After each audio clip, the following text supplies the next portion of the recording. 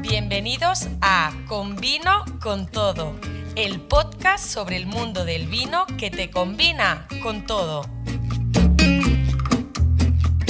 Soy Meritxell Falgueras, comunicadora y sommelier. En redes sociales soy conocida como Wines and the City.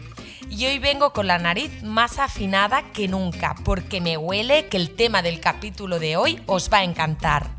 Hoy hablamos de los aromas del vino.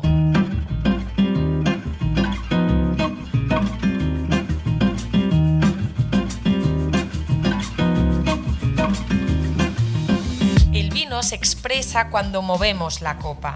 Es por ello que hay sommeliers que consiguen adivinar conceptos como la variedad, la zona, la añada, captar la gama de precios y hasta el suelo donde se elaboran, solo con meter la nariz en la copa.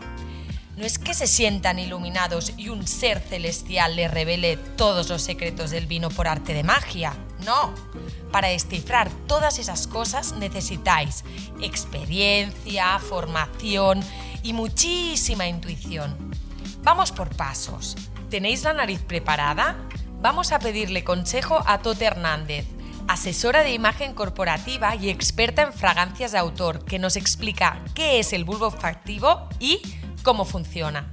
El bulbo olfativo o olfatorio es una de las partes del cerebro más antiguas en nuestra línea evolutiva.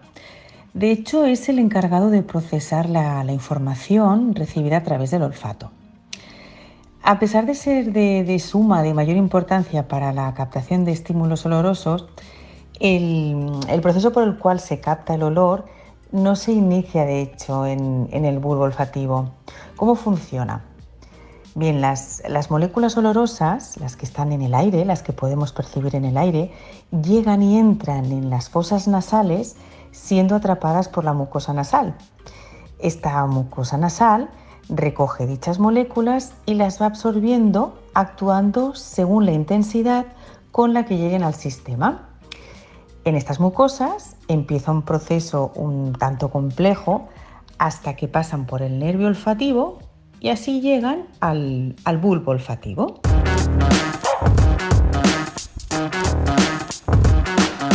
El aroma y las emociones están intrínsecamente unidas, tanto en la perfumería como en el vino. Por ejemplo, la expresión oler el peligro viene del olfato como sentido de alarma. Los mamíferos utilizamos el olfato siempre antes de meternos nada en la boca, aunque es cierto que cada vez somos más visuales y miramos más los escaparates, nos fijamos en las presentaciones y dejamos que nos entre por la vista. Antiguamente, antes de probar cualquier cosa, hubiéramos hecho caso a nuestro sentido más primario. Nuestra capacidad olfactiva es 10.000 veces más potente que el gusto. Hay muchas personas que no nos caen bien y no sabemos bien el porqué. El olor que desprende el organismo de una persona nos da muchísima información, aunque no seamos del todo conscientes. De la misma manera que nos repele, el aroma también nos enamora. Las feromonas son la señal hormonal que se emite en muy pequeñas dosis, provocando comportamientos mentales específicos de los individuos de diferentes sexos. El vino también nos atrae según el olor, así que intentemos armonizarlo con nuestro día a día.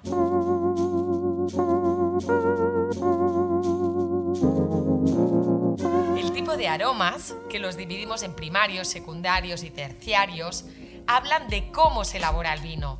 Por ejemplo, si notamos tostados, especies y vainilla, seguramente se tratará del roble francés. Y si notamos más el coco, será sin duda roble americano. Los aromas secundarios son los que vienen de la fermentación y pueden dar notas a lácteos si han realizado la fermentación maloláctica o si han estado en contacto con las lías del vino, dan notas que recuerdan a la repostería. Es normal que por asimilación cromática los vinos tintos nos recuerden a la fruta roja y negra y que los blancos a flores de su mismo tono. Si decimos que el vino huele a vino, que muchos sé que lo decís cuando movéis la copa, eso significaría que todos los vinos huelen igual, y eso no correspondería a la realidad. El vino es vino y huele a vino, pero nos interesan sus matices. Para describirlos, lo mejor es utilizar metáforas y comparaciones de las moléculas olfactivas que te recuerdan a la fragancia del vino. Os aconsejo que hagáis volar vuestra imaginación explicando a qué os recuerda el vino y que siempre os quedéis con la primera impresión, porque esa es la buena.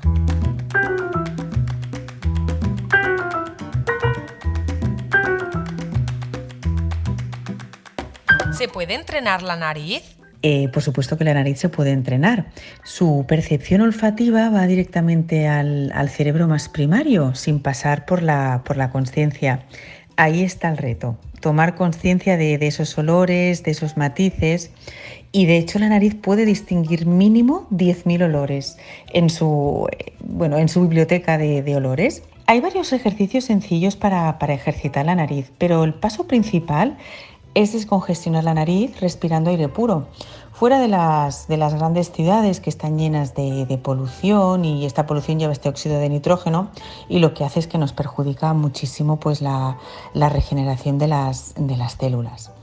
Yo aconsejaría un ejercicio muy sencillo, que es seleccionar 3 sustancias, por ejemplo café, perfume, queso, y olerlas cada día durante una semana, evocando luego el recuerdo de su aroma. Yo no dedicaría más de 10 segundos a oler cada sustancia, porque la nariz se insensibiliza y es mejor hacerlo de buena mañana. Pasada esta semana, se puede empezar a matizar y hacerlo con los ojos cerrados. Primero por la boca, con la nariz tapada, sí, también se huele así por la boca, y luego por la nariz con la boca cerrada, prestando atención a los matices que van surgiendo y apuntar esa sensación que nos produce, por ejemplo, picor, dulzor, etc. Es de cajón, pero es cierto. Cuando cerramos los ojos, los sentidos se agudizan. En el mundo del vino se llama nariz del vino al conjunto de olores que componen la perspectiva aromática de un vino. Se emplea como sinónimo de aroma. Los aromas se encuentran a veces en estado latente, en forma de precursores aromáticos, en la piel de la uva. Seguro que llegados a este punto os estáis preguntando: ¿cómo se huele un vino? ¿Cómo se hace una cata profesional? Apuntad. Necesitáis un fondo blanco, una servilleta, folio o mantel para poner encima la copa y poder dictaminar su color. Tened a mano copas limpias y sin aromas externos. No os sirváis más de 1/3. Así, cuando inclinéis la copa a unos 45 grados y la mováis, no se os caerá el contenido. Tened una buena iluminación para poder ver los reflejos del vino. No os pongáis velas aromáticas, no estéis cerca de la chimenea o del horno de leña. Y apartaros tanto como podáis de esa cuñada que se pone el perfume a litros.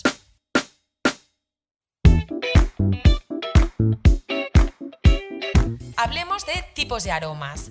Para poder hablar de esta complejidad aromática del vino, lo desnudamos a través de sus series aromáticas.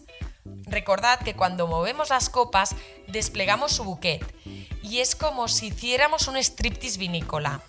El vino suelta primero lo último que se ha puesto, es decir, la evolución y seguramente su crianza, y al final la ropa interior serían sus aromas varietales.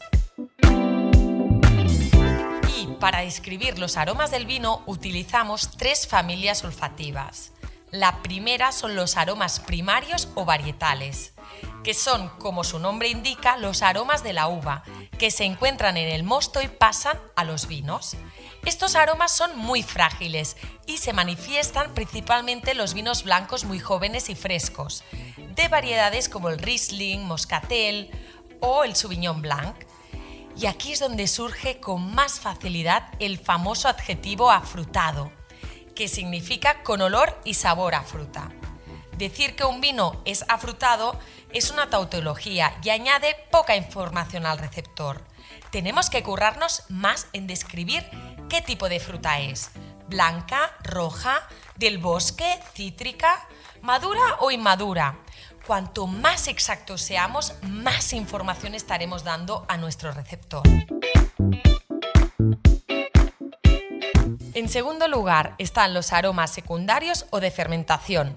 Pensad que en el mundo del vino se han llegado a clasificar más de 500 aromas distintos. Muchos de ellos se originan durante la fermentación, cuando se forman los alcoholes, ácidos que caracterizan esa vinosidad. Ciertas levaduras y enzimas favorecen la aparición de estos aromas. Por definición, todo vino es un mosto de uva cuyo azúcar ha sido transformado en alcohol gracias a las levaduras. Es por ese motivo que todos los vinos nos pueden recordar a la levadura seca, amiga de pan, brioche, galleta, pastelería y bollería. Y en tercer lugar están los aromas terciarios o de crianza. Sí, esos que os gustan tanto y que constituyen el famoso bouquet del vino. Se desarrollan en la barrica, durante la fase de crianza oxidativa del vino, y en botella se desarrollan como aromas de reducción.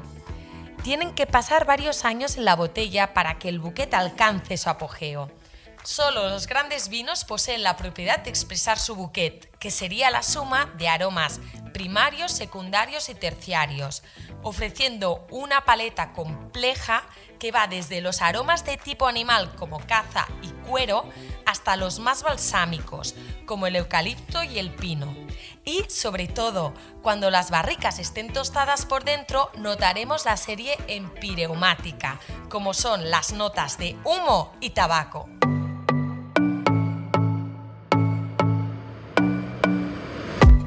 Los olores nos enamoran y nos repelen. Las feromonas son la señal hormonal que se emite en muy pequeñas dosis, provocando sensaciones de comportamiento específicas de los individuos de diferentes sexos. Aún así, las personas nos ponemos perfume. ¿Quién sabe si para tapar nuestro olor o para tener uno más atractivo? Otro clásico que seguro que habréis escuchado. Un mismo perfume no queda igual en todas las pieles, y lo mismo nos pasa con el vino. Todos tenemos una percepción propia de sus características. Los que sí son iguales para todos son los enemigos del olfato, los elementos que nos distraen al oler un aroma. Enemigo número 1, la polución. La polución sería el enemigo número 1. Y luego el aire acondicionado. El aire acondicionado reseca el bulbo olfativo. Después tenemos tés, alcoholes, cafés, que si los tomamos y tenemos que oler, nos pueden distraer porque nos van a confundir. Con lo cual, si vamos a oler, que no haya polución, que no tengamos el aire acondicionado puesto y que no hayamos tomado ni té, ni alcohol, ni café. Cuando se hace una cata profesional de vino o de perfume, no nos podemos distraer con el resto de aromas. Como todo en la vida, lo importante es concentrarse y focalizar.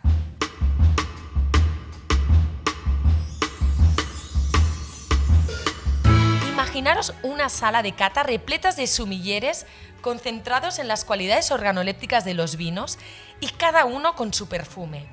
Dicho perfume podría desvirtuar la cata, donde más de un 40% de su importancia reside en la puntuación olfativa. Por eso, en una cata profesional, atentos a esta premisa.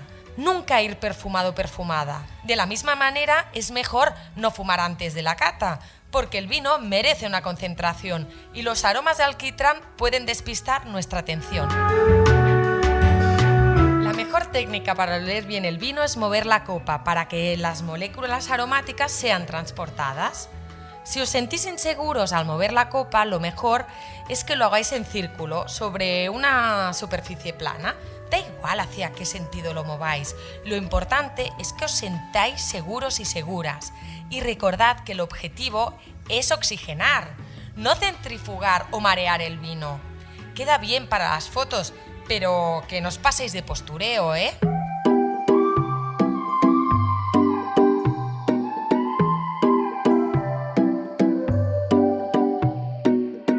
Vamos al más difícil todavía. ¿Se puede maridar vino y perfume? Tal vez sea una idea descabellada juntar perfume y vino, pero es 100% real que en la vida cotidiana van de la mano.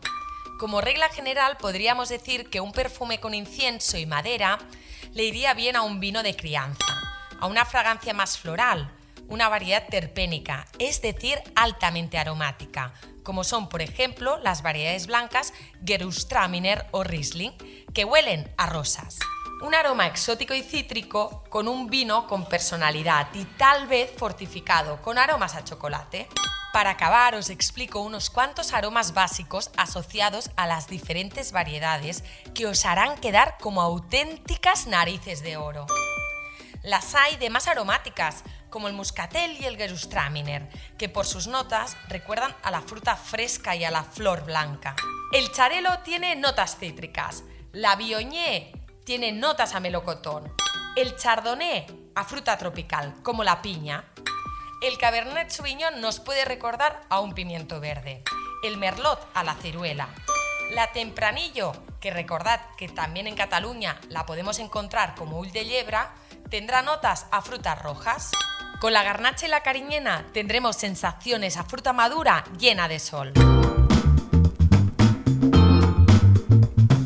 Todo esto que os cuento está en el imaginario cognitivo del experto en vinos, que tiene todos estos datos para ir descartando las posibilidades hasta llegar a la respuesta que necesita cada vino. Y si al principio no se os da bien, no os agobiéis. En esta vida todo se puede aprender y todas las narices del mundo se pueden entrenar. Y la mejor manera de hacerlo es catando, probando, oliendo, analizando y recordando. Así se consigue una nariz de profesional.